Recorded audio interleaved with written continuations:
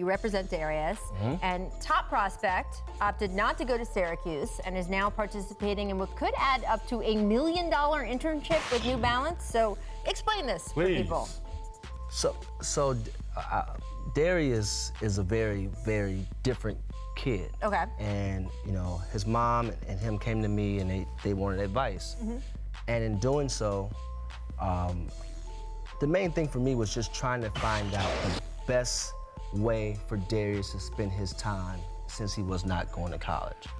And New Balance is a very fearless, independent brand, and what they represent aligned directly with who Darius Bazley is and what he wanted to do.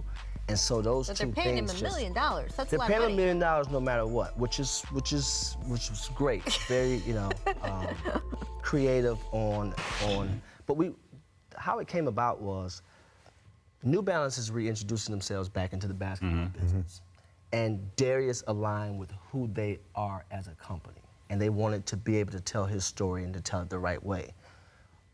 For me, I don't have a platform for NBA scouts to reach out and call and say, well, what's his character like? What's, you know, how's he in if he doesn't go to class? college, they can't do that. Right.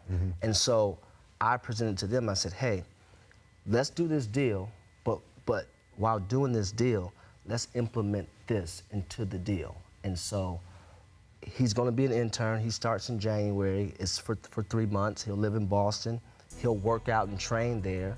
And he's able to learn a business that actually aligns with what he likes. You know, he'll learn what goes into making a shoe, what goes into building a storyboard, why they pick the certain athlete that they pick. You know, and so rollout plan, how to execute it, all those things, which for who he is, regardless of what happens in his life, he has a head start. He'll know more about the business around the game than anybody in his class, just based upon what he's going to actually learn. So when he goes through this with New Balance, then what? I know he's working out. He's entering the draft? Yes. Absolutely. Is he going to play enough? You say he's going to train. Is he going to play enough basketball to be qualified? Right, so he's not going to play at all? Well, and again, that's the one thing that we were missing. It's tough to find runs, right? So he has an unbelievable skill set, but again, you need to play. But unless— So what are you going to do? Well, he's going to train on the court, obviously try to find pickup runs here or there, but the way this thing goes, as you know, T-Mac, today we're in October, tomorrow we're in March. It goes like that. So, but yeah, and again, any rookie that comes into our league, it still takes time for him to develop. So he has a skill set that he's 6'9.5" with a guard skill set.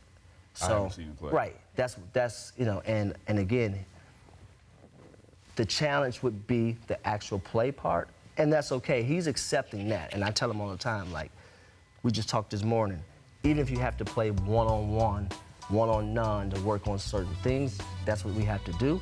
But I'm not going to throw him out there with just anybody and have him play. No, it's not going to happen. Rich, do you think this is going to be something that other prospects in the future are going to try going down this path of sitting out a year but doing other things during that year?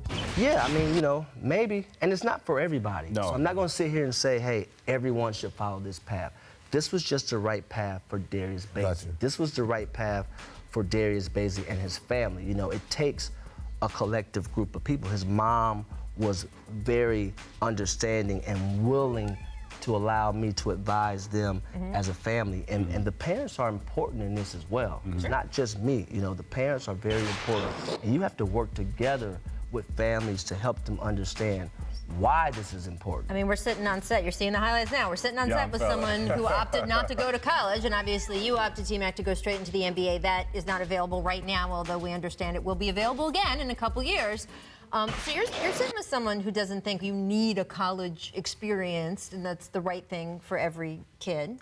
And again, for most kids, it is the right thing, because you need to learn how to play the game. You need to learn how to mature as a man. You need to learn all those things. That's the part I argue. A lot of guys go to college, they don't even learn how to play the game there. Okay, They're so wasting a year. Let's get into this, right? Because we all know, and we talked about it plenty on this show, these kids aren't getting paid.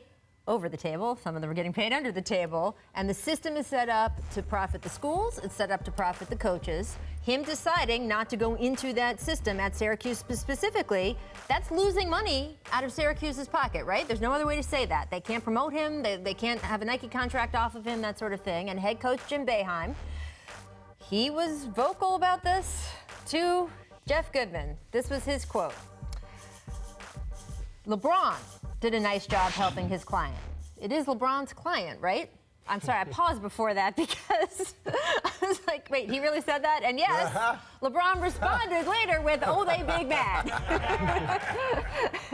LeBron, of course, one of your closest friends and one of your clients.